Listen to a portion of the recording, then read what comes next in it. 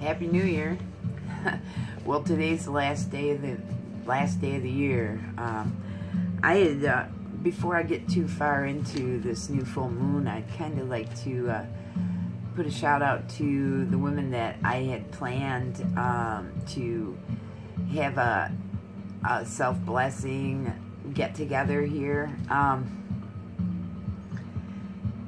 been kind of tossing it around in my mind, and most of the gals that could get here were all buried. I mean, literally buried. We got 19 inches of snow here in Bel Air in like 12 hours. Traverse City got 11 inches in like the same amount of time, and it's negative 8 degrees right now outside.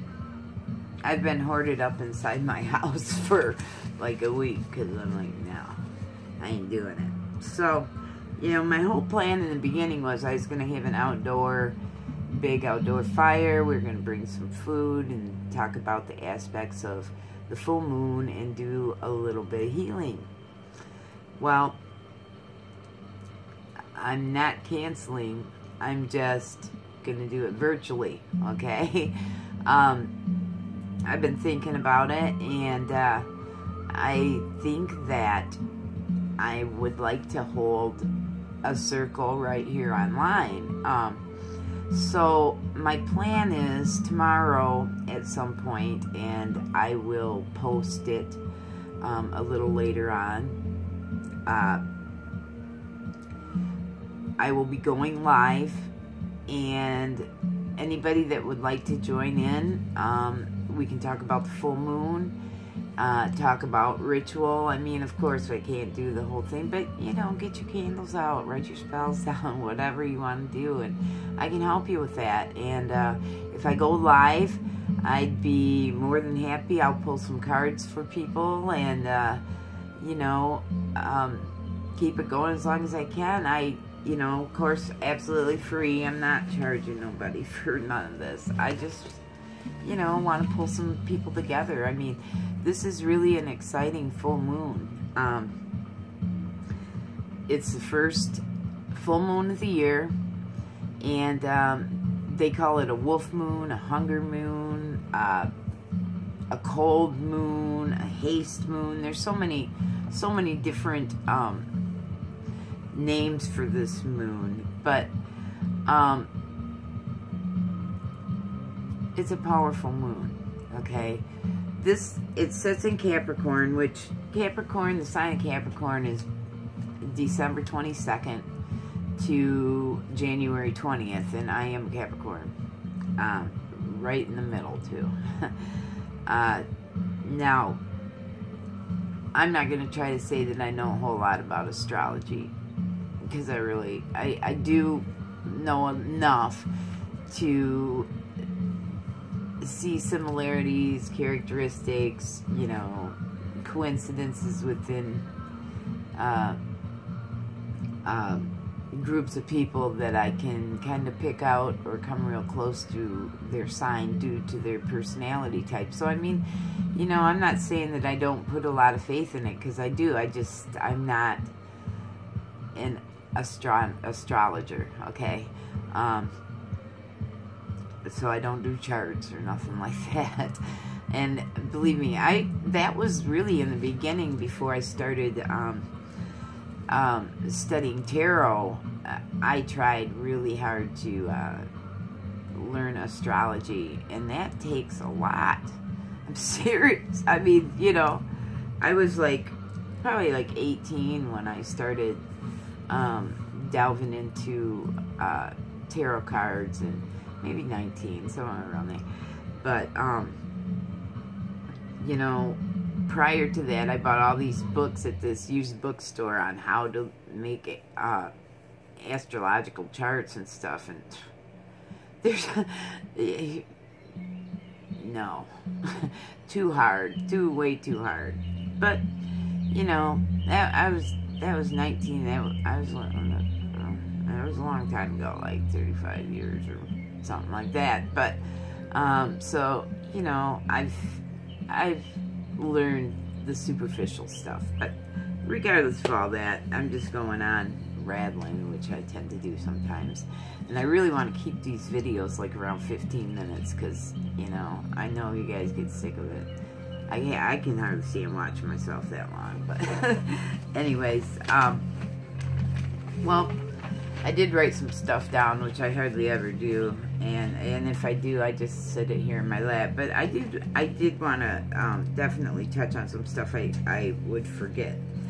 Well, this full moon is opposite of Cancer. Cancer is a very, very watery planet. It represents water, and when it's across from this full moon, we're gonna see a lot of things happening as far as emotions. Okay, that's one way that I try to help people remember. Like with my tarot cards, you know, there's four different suits, and cups, water, emotion. Okay, pentacles, coins, money. You know, things like that. So as I go along, I'm gonna just try to throw out a few little tips that help me remember how to do readings and stuff throughout the years. But anyways, I'm not all that upset actually about not having a group here this full moon, because this full moon is going to bring a lot of reflection. Okay, this isn't something that we need to rush into. Okay, the cool thing about this moon though is it's one of two moons this month. So on January 31st we have another full moon, and for the actual physical get together, I'd really like to shoot for that. Maybe by that time we'll be unburied a little bit. Oh, geez, I hope so. And I can get some gals out here, and we can actually do some hands-on and some, you know, have a drum circle and raise up some healing vibration for everybody. So I am hoping for that. Now, I'm not trying to... I'm trying to keep this to where I don't sound like I'm spitting a bunch of gobbledygook, okay? I've been a witch for a long time, so, like, if I use terms and say things that you don't understand, just write a question in the comments or email me or message me. I don't care, you know, because I'll help you through it. I'm trying really hard to, like, not try to use a lot of that, because it really doesn't have to be that way. And that's the whole thing I really want to stress, is that you can start right where you're at. You don't have to be a Wiccan. You don't have to be initiated as some kind of a witch, because the thing of it is we're manifesting every single thing we're doing anyway. So I liked the rituals because to me it gave me a break from just worry. Okay, it forced me to focus on my goal by gathering things that I felt that I would need to help me focus on what my intention was. It helped me find a place of quiet. It helped me really think about what I was asking for, because, you know, to go through several steps to, let's say you wish for something, but you have to go through a maze yet, or you have to put some action towards it, or whatever, you know, you're going to appreciate it more. Also, you're going to believe it more. Also, it's going to be in your head longer. You're going to remember. Okay? So, these are all reasons that although I do not claim to be religious, these are all reasons I do believe that ritual can be beneficial. Not only that, is if you bring women together and we pull and pool our energy together, not only is it the belief that you have in the actions you've taken, but it's also the belief in the energy that they have as well. And the other thing too I wanted to point out is that with ritual, let's say basically magic has everything to do with what you believe, okay? It has to do with how solid you feel. It has to do with your intention. It has to do with careful thought. It should have to do with careful thought. And see, that's the kind of thing.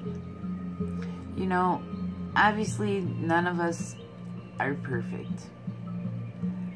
But usually, you know, the first thought that comes into my head, because I really do, I seriously live my life as a witch every day. It's so norm for me. So the minute that someone does something shitty, I'm like, nah. You know? I mean, really shitty. I'm not just like throwing stuff out on people all the time. But let's say, I'll give you an example. Let's say I see somebody abusing someone in a relationship. I know, and I mean, I'm not trying, I know that I can fuck that person up if I really want to. I can give them diarrhea for a week. I can, you know, there's a lot of things I can do, I feel, because I believe it, because I've done it, alright? But when I started believing that, I also believe that karma comes back at you. So,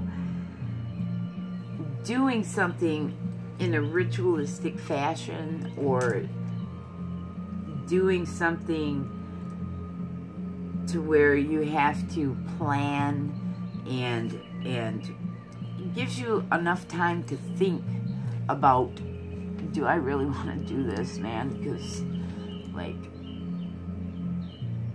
is it going to come back on me in some way?